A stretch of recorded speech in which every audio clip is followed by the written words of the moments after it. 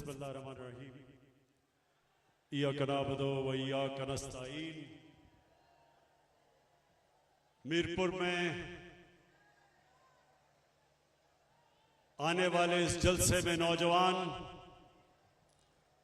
बच्चे और ख़ास तौर पे ख्वातीन, मैं आप सबको इतनी गर्मी में यहां खड़े होने की खराज तहसीन पेश करता हूं। मैं नौजवानों थोड़ी सी आपको तारीख बताना चाहता हूं। जब 5 अगस्त 2019 में हिंदुस्तान ने फैसला किया कि कश्मीरियों की स्टेटहुड लेने का, जब उन्होंने ये फैसला किया तो मैं बड़ा हैरान हुआ कि क्या इनको कोई फिक्र नहीं थी कि पाकिस्तान क्या करेगा। और मुझे तब ये मेरे ज़हन में आया कि ये समझ रहे थे कि पाकिस्तान तो चुप करके, जिस तरह पहले था जब कश्मीर में पैलेट गन्स इस्तेमाल करके नौजवानों को अंधा किया जाता था, जब उनको एक्स्ट्रा जुडिशियल किलिंग यानी पुलिस मुकाबले में मार दिया जाता था नौजवानों को, तो कोई भी बोलता नहीं था पाकिस्तान से। बल्कि एक हमारी फॉरेन सेक्रेटरी की स्टेटमेंट है कि नवाज शरीफ का हुक्म था कि कोई हिंदुस्तान की तनकीद नहीं की जाएगी। जब वो हिंदुस्तान गया नवाज शरीफ, तो हुर्रियत के लीडर से इसलिए नहीं मिला कि नरेंद्र मोदी नाराज ना हो जाए। तो नरेंद्र मोदी गलतफहमी में था। वो समझ रहा था कि अभी भी जिस तरह नवाज शरीफ के दौर में पाकिस्तान चुप करके, हिंदुस्तान से डर के कुछ बोलता नहीं था, तो इस तरह भी 5 अगस्त को चुप करके पाकिस्तान हजम कर जाएगा। लेकिन मेरे मीरपुर के शहरियों, उसको गलतफहमी इसलिए हो गई, वो ये समझ रहा था कि जो भी पाकिस्तान का लीडर आएगा वो पहले अपनी कुर्सी का सोचेगा, अपनी जायदाद का सोचेगा, अपनी बिजनेस का सोचेगा, अपने बैंक बैलेंसेस का सोचेगा जो मुल्क से बाहर पड़े हैं, अपनी मनी लॉन्ड्रिंग का सोचेगा। इसलिए वो चुप करके बैठ जाएगा। लेकिन अल्लाह का शुक्र है, अल्लाह का शुक्र है कि मैं एक आजाद इंसान हूं। और नौजवानों, ला इलाहा इल्लल्लाह एक इंसान को आजाद कर देता है। जब आप कहते हैं कि अल्लाह तेरे सिवा किसी के सामने मैं नहीं झुकूंगा, इंसान की जंजीरें टूट जाती हैं, आजाद हो जाता है, हर खौफ से आजाद हो जाता है।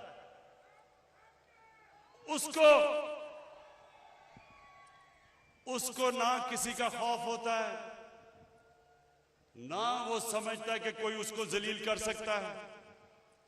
जिंदगी मौत वो जानता है अल्लाह के हाथ में, और रिस्क भी अल्लाह के हाथ में। इसलिए वो आजाद इंसान होता है। और आजाद इंसान कभी किसी की गुलामी नहीं करता। मैंने, और मुझे इस चीज का फख्र है कि कश्मीर का जो मैंने केस सारी दुनिया में उठाया, 50 साल के बाद कश्मीर का नाम यूनाइटेड नेशन सिक्योरिटी काउंसिल ने लिया। यूनाइटेड नेशंस की जनरल असेंबली में कश्मीर का नाम इसलिए नहीं लिया कि मुझे कोई वोट चाहिए थी। कश्मीर का इसलिए नाम लिया कि मैं बचपन से समझता था कि कश्मीर के लोगों में जो जज्बा और जुनून, जिस तरह वो अपनी मुसलसल जद्दोजहद में रहे, कभी उन्होंने हार नहीं मानी। कत्लेआम हुई कश्मीर में, 1 लाख कश्मीरी शहीद हो चुका है, लेकिन वो हार नहीं माने।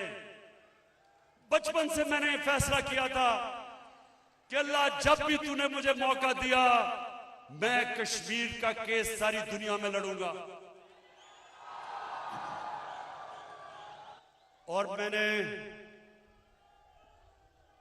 मेरे नौजवानों, मैंने हर फोरम पे लड़ा, मैंने मीडिया पे लड़ा,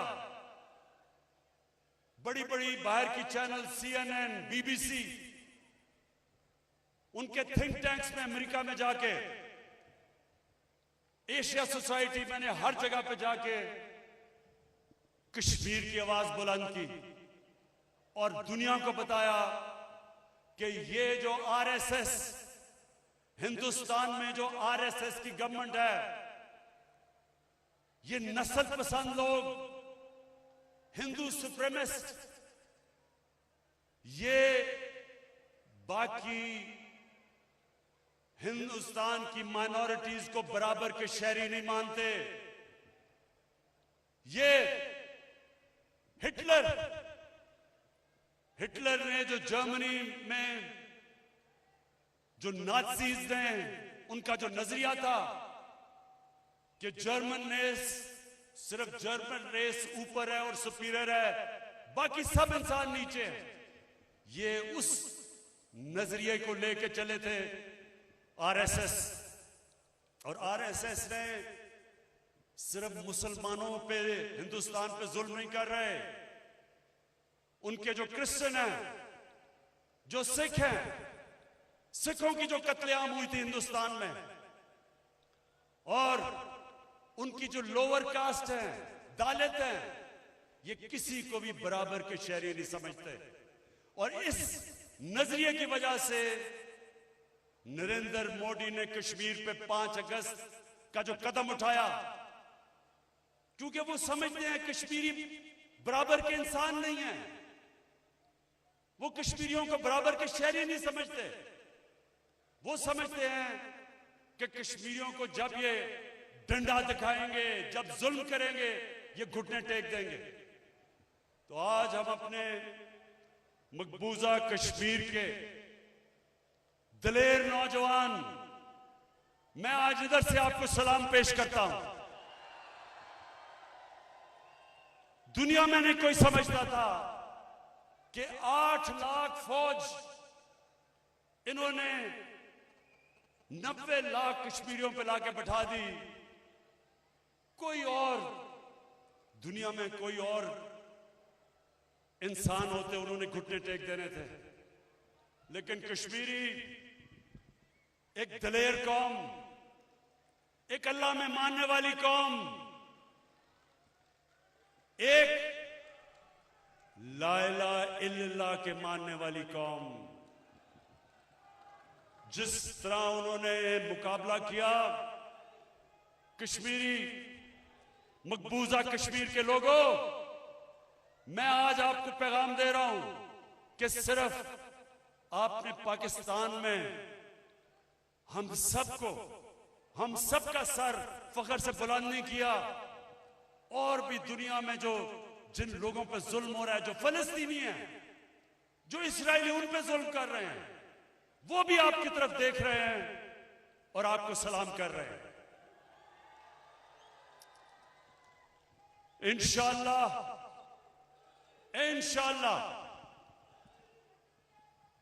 हमारा अल्लाह में ईमान है। अल्लाह कहता है कि कुरान में कि हर मुश्किल के बाद मैं आसानी पैदा करता हूं।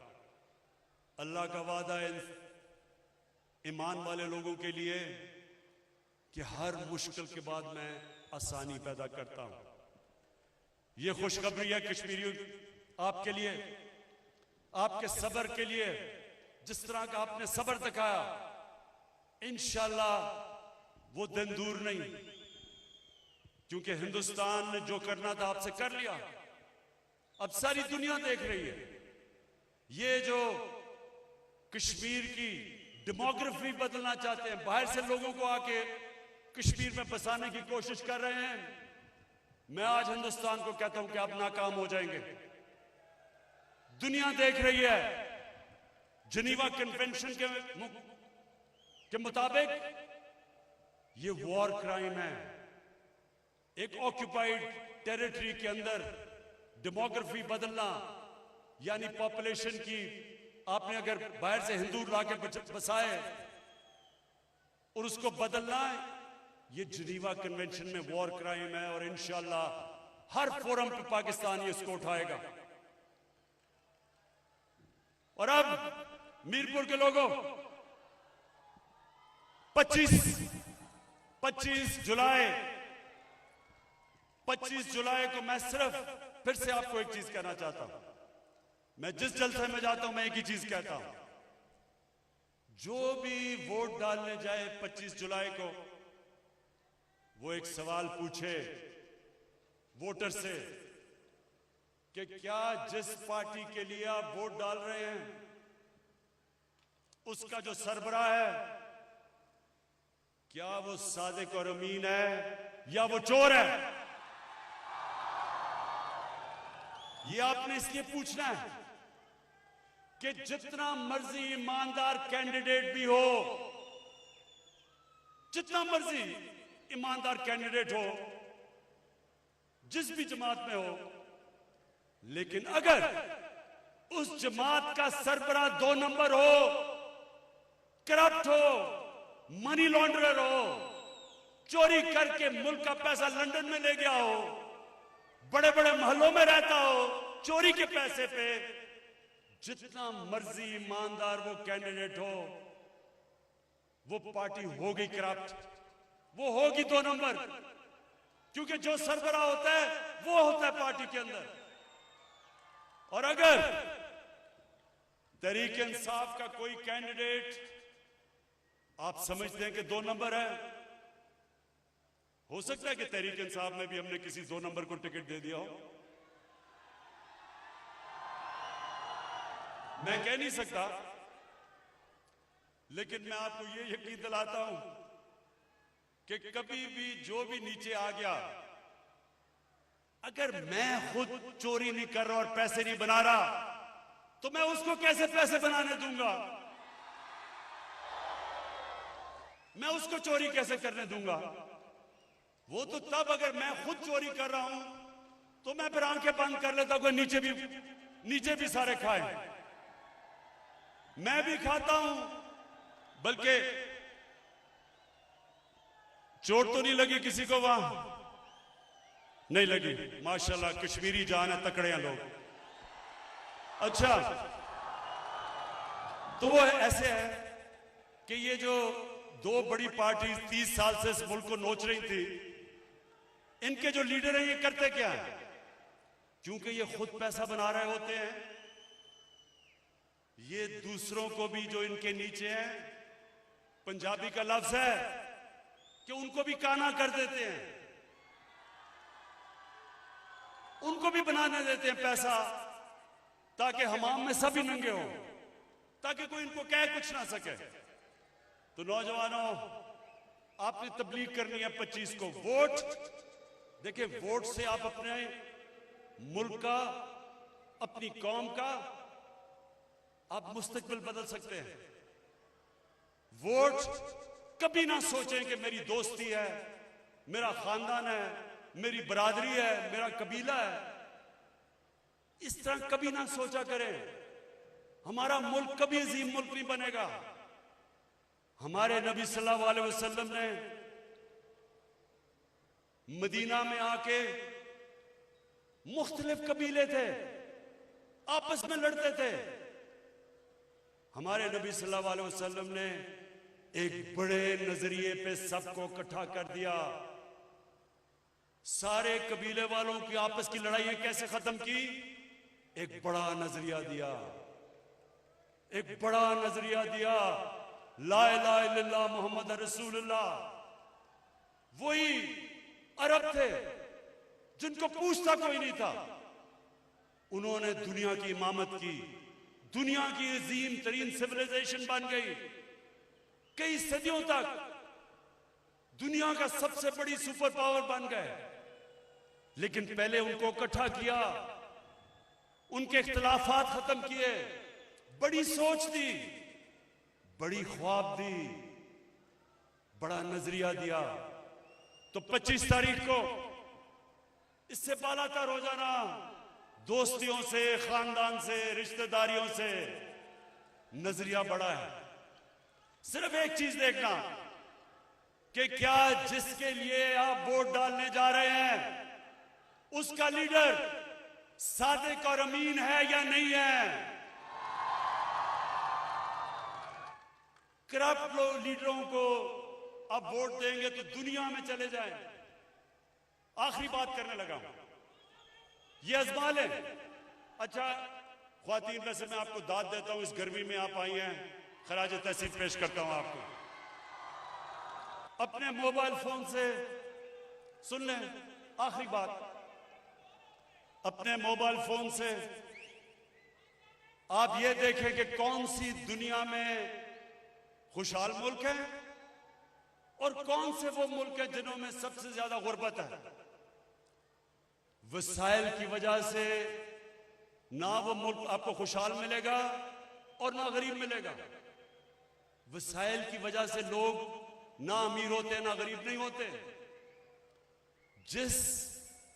जिस मुल्क में कानून की हुक्मरानी होती है, इंसाफ होता है, जिसके सरबराह कानून के नीचे होते हैं,